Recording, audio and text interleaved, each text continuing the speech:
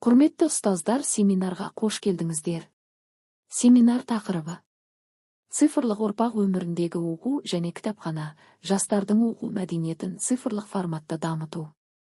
Мақсаты: жастардың оқу мәдениетін қалыптастыруда және дамытуда кітапхананың рөлін арттыру, цифрлық технологиялар мүмкіндігін тиімді пайдалану арқылы оқуға қызығушылықты арттыру.